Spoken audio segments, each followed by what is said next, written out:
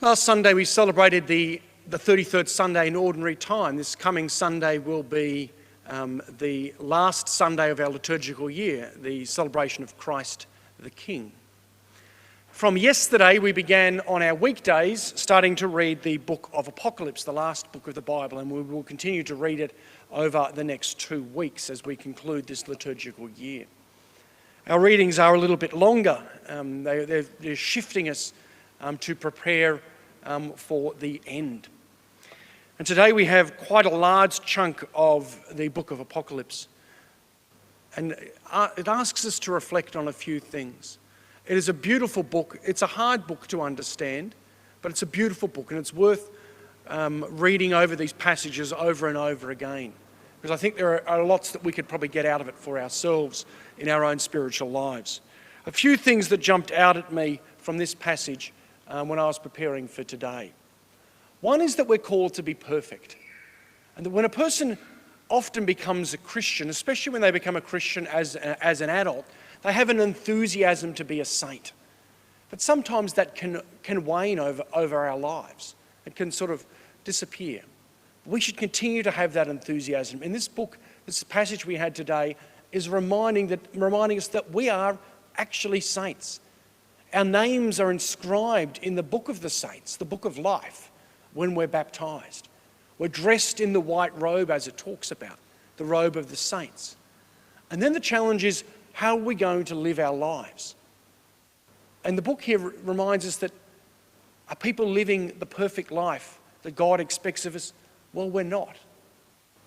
It sort of challenges us to say, well, will our names be removed from the book of the saints at the end of our lives because we haven't lived saintly lives? The moment we become Christians, we should be enthusiastic to be saints. And often that's what happens when people become Christians as adults. We should have that enthusiasm, that desire to be saints every single day. That's part of the reason why I often like to talk about the saints. So the saints are often ordinary people who do extraordinary things, who respond to the way of Jesus Christ in their own particular time, their own particular way. And today we celebrate another one of these great saints, Saint Elizabeth of Hungary from the 13th century. A young woman who became the husband to the equivalent of perhaps a provincial king, you might say by modern day standards. She had a number of children. Her husband died on the way to one of the Crusades. She lived her life in an interesting time. She lived in Hungary. She was born in the year 1207. In the year 1204, during one of the Crusades, there was the sacking of Constantinople. There was this great upheaval that happened between Catholics and between Orthodox. And in the midst of that, Elizabeth is born. And she's living her life in this time of great angst amongst Christians. And Elizabeth, both within her marriage and then after her marriage, becomes devoted to the service of Christ, to prayer, and to the service especially of the poor and the sick. After her husband dies, on the way to one of the Crusades, she then becomes a third order member of the Franciscans, a developing religious order at that time. And she devotes herself entirely to prayer. She lives a religious life, lives a life of poverty.